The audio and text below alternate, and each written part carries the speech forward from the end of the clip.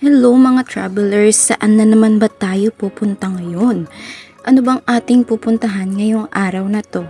Siyempre, saan pa?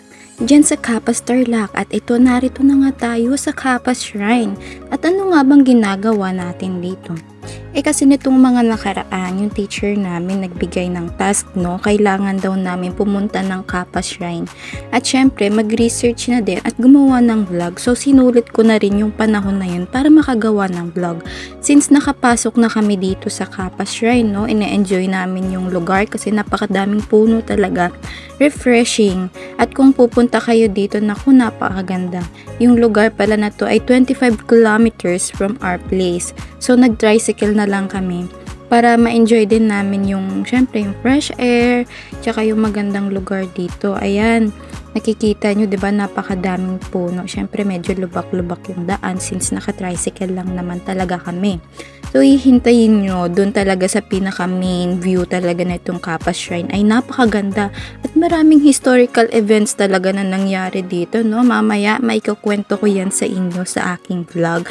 So, talagang antabay lang kayo dyan dahil talagang hindi kayo maiinip dito at marami kayong matututunan about our historical events here in the Philippines. So, ayan na nga mga ka-travelers, napakalapit na natin dito sa ating main event talaga. Main focus place. Ayan. Konting usog na lang. So, ito na yon. Ito yung focus nitong lugar nito, the obelisk. Ayan, makikita nyo, tinuturo-turo ko pa, no? Kasi napakataas talaga niyan, parang tore. Kung gusto nyo akyatin, puntahan nyo dito at hindi nyo maaakyat yan. Dahil walang elevator yan, lalong walang hagdan yan. Talagang ganyan. O, diba, meron pa kami mini vlog. O, take 2. Diba? O, diba, nagkamali uli. O, take 3. Pangatlo na yan, nagkamali uli. O, ayan na yung panghuli. Ayan na yung pang take 4 namin. Siyempre, nag-usap muna kami ng friend ko kung ano yung gagawin namin. Kasi lagi nga kami nagkakamali eh. Ayan no, pataas-taas pa ako ng kamay, diba? Ayan na. O yan, natapos din. Yun lang pala sasabihin.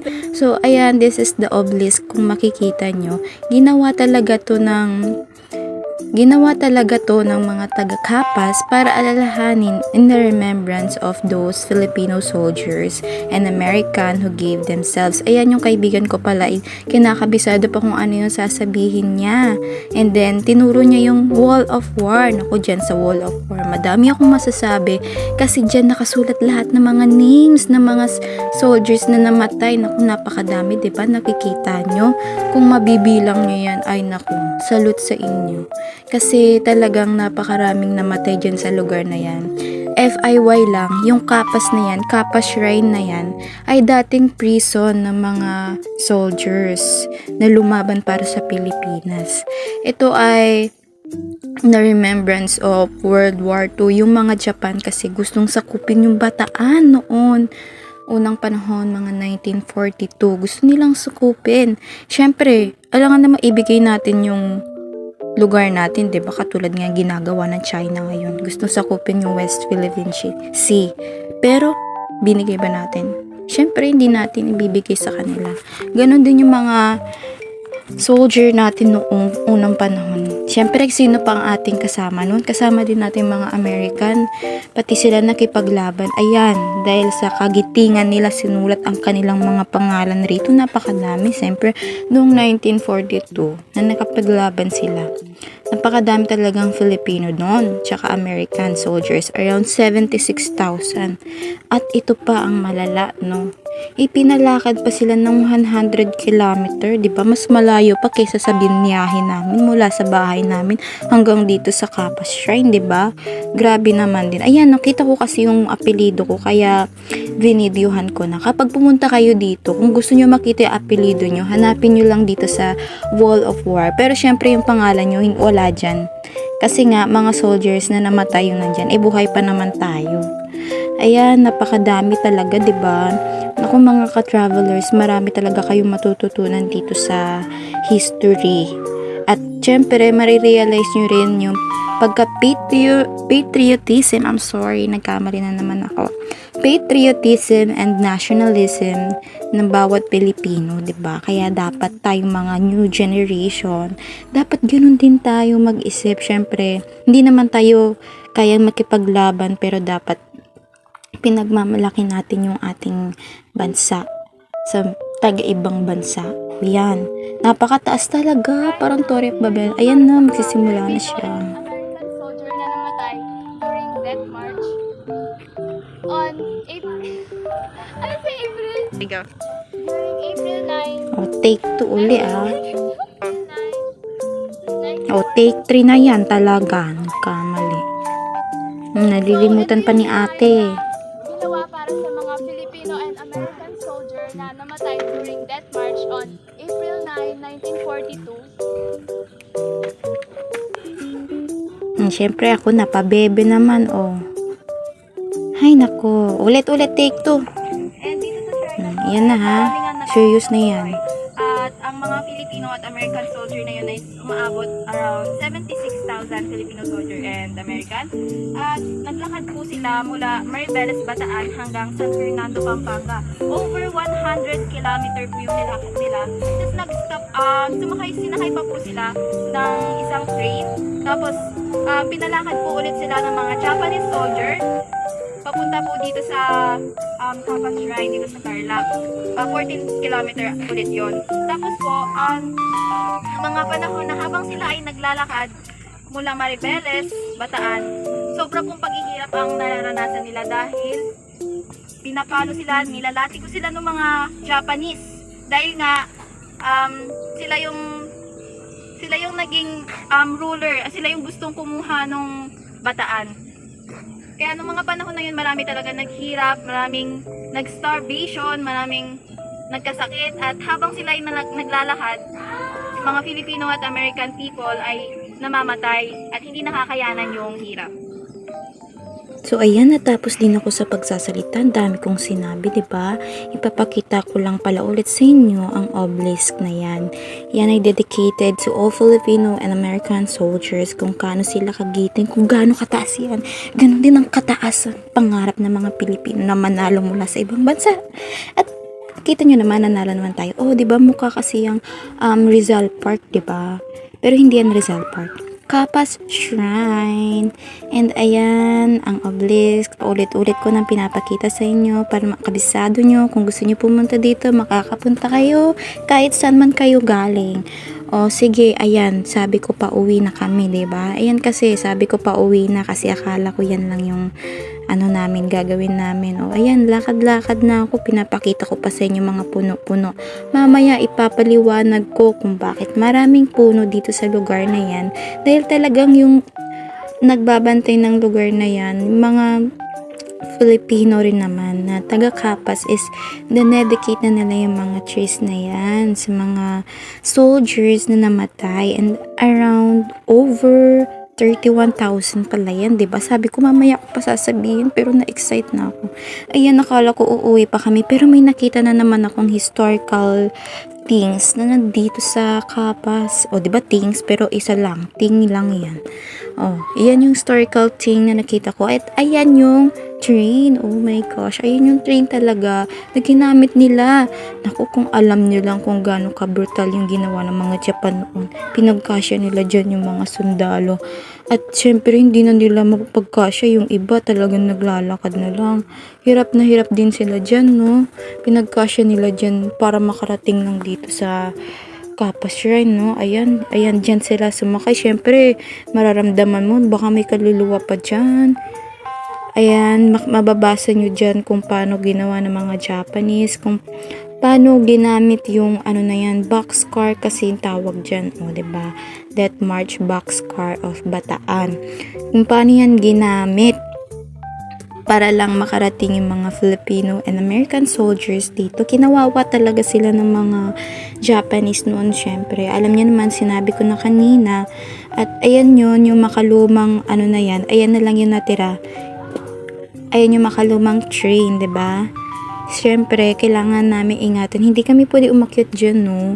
Kasi baka masira dahil mabigat nga kami. Ayan, aalis na kami. Sabi ko nga, uuwi na kami uli. ayan na nga, uuwi na daw kami. Pero ayan, may nakita na naman kaming magandang lugar. Naku, hindi kasi ako nagsisearch bago pumunta dyan. Napakadami palang tourist spots and historical spots here.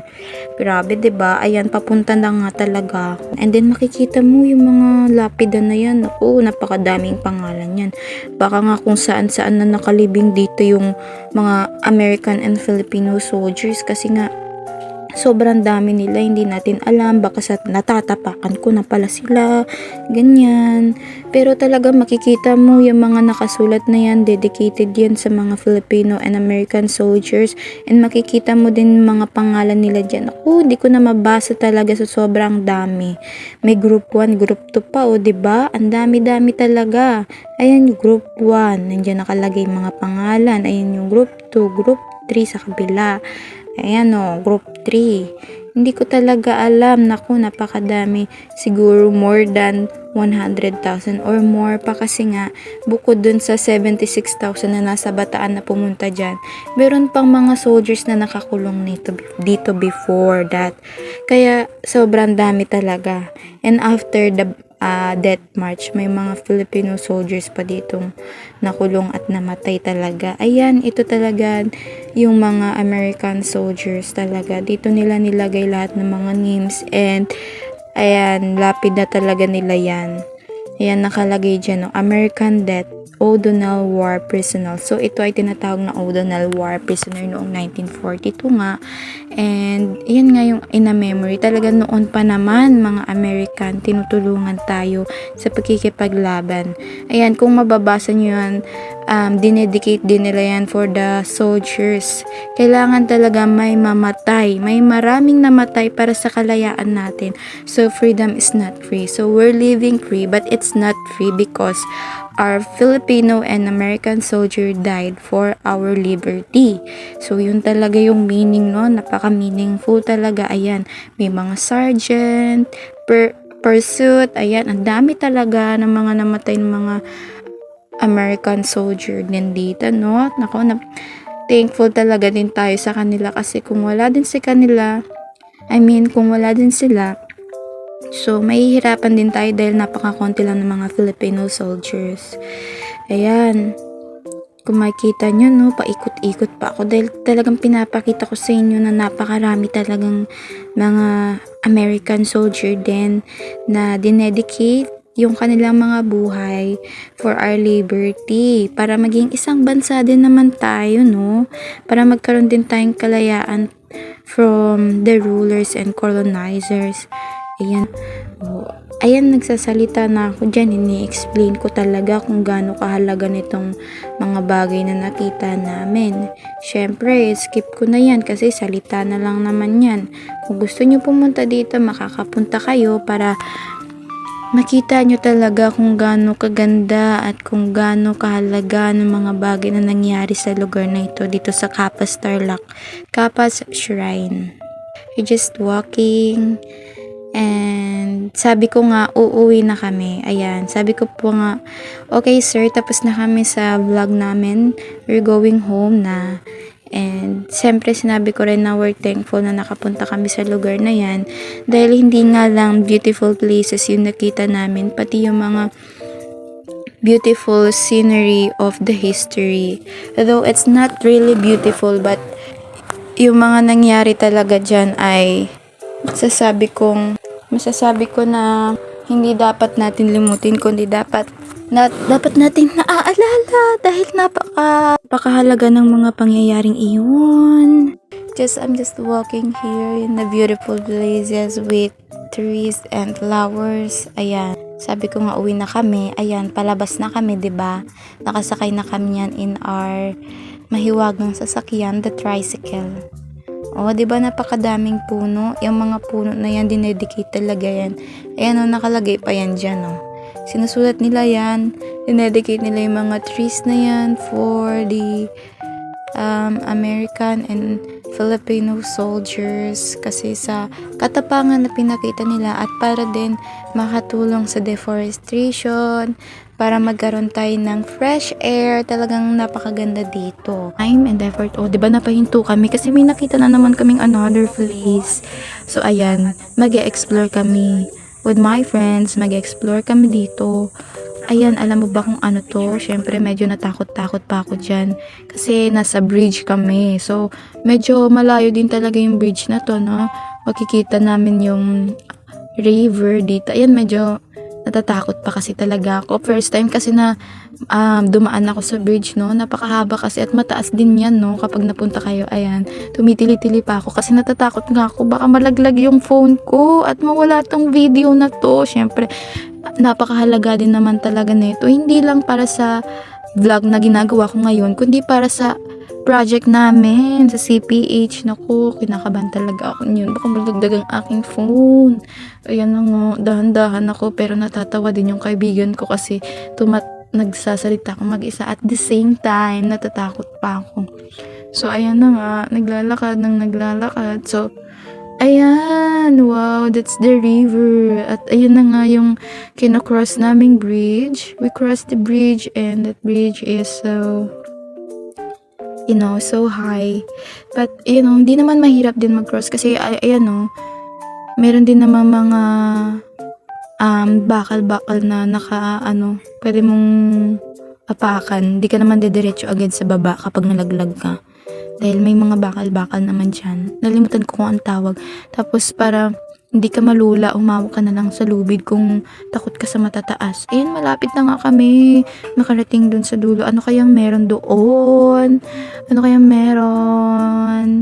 Ayan, napakaganda naman talaga dito. Madaming flowers. O, diba? Garden ng style. Kung hindi mo naman gusto makakita ng mga historical events, pwede ka pumunta dito kung gusto mo lang ng tahimik na lugar at kung gusto mo lang magmuni-muni. Ayan, pwede ka pumunta dito, pwede ka magdala ng dito, ng mat mo, or pwede ka dito kumain with your friends and with your family. Ayan, napakagandang daming puno, diba? Kasi may nakita nga kami dito, kumakain sila. Pero hindi na namin vinidyohan kasi nakakahiya. Ayan, nagkaway-kaway pa kami. Nasabi nga namin na maganda nga dito. Hindi lang pala historical events yung makikita din namin dito. Pati rin mga garden and adventure kasi nakatawid pa kami dun sa bridge na yun, diba? Ayan, napakaganda. May mga flowers pa. Syempre, yung lugar na yan talaga dinedicate sa mga soldiers kaya pinapaganda talaga nila to. Ayan, talaga nagpicturan pa kami. And then pagkatapos niyan, syempre naglakad na naman ako papunta doon. Vinidyohan na ako ng kaibigan ko. At ngayon, makikita nyo na kung gaano kataas talaga ng bridge na to. Pero kung sa inyo, talagang hindi pa to mataas. Para sa akin, mataas na to kasi nga, first time ko nga lang mag-cross ng bridge na ganito kahaba. So, nagko-cross naman ako ng bridge pero hindi ganyan kahaba. Ayan, ngayon lang ako nakapag-dumaan dyan sa ganyang bridge talaga. Tapos may kasama nga pala kaming bata dyan. Tumatalon-talon pa siya. Hindi siya takot. Ako takot ako. Kaya habang tumatalon siya, nakakalula talaga kasi yung bridge talaga umaalog. Ayan, mataas talaga siya for me kasi tinan mo, makikita mo yung river dyan. Diba? O, ayan, dahan-dahan lang si ate nyo. Kasi nga natatakot talaga. Pero hindi ko hawak yung phone niya, no? Diba? Hindi ko na nga hawak yung phone, natatakot pa ako. This time talaga, sure na kami na uuwi na talaga kami. Hindi naman kami uwing-uwi. Akala lang kasi namin, yun lang yung mapupuntahan namin dito. But we didn't expect na marami talagang beautiful places and historical events na nangyari dito. Kaya, sinulit na rin namin, no? May bayad din kaya ang entrance fee dito. Pero mura lang naman, 20 pesos lang for students and for adult 30 pesos nang pumunta kami dito. Kaya no problem sa inyo na mga pupunta dito dahil murang-mura lang talaga at kayang-kaya ng budget kung meron naman kayong own car o 'di ba hindi naman kayo mahihirapan sa budget. Pwede na rin kayo magdala ng mga baon nyo kung gusto nyo mag-picnic dito, talagang affordable talaga makapunta dito. Ayan, paalis na nga kami, konting hakbang na lang, dahan-dahan pa din ako, 'di ba? Ay nako, talaga for the first time kasi talaga ako makapunta dito sa ganitong bridge. Pero ayan, malapit na nga. Hintayin nyo na lang. Naku, napakabagal ng ate nyo. Ayan na. Pauwi na nga kami. Pangiti-ngiti pa ako dyan. So, ayan na guys, kung makikita nyo mga travelers, binidyohan ko pa for the last itong obelisk para hindi nyo malimutan. Marami kayong mababasa about sa mga nangyari historical events here in the Philippines. So, thank you! Bye!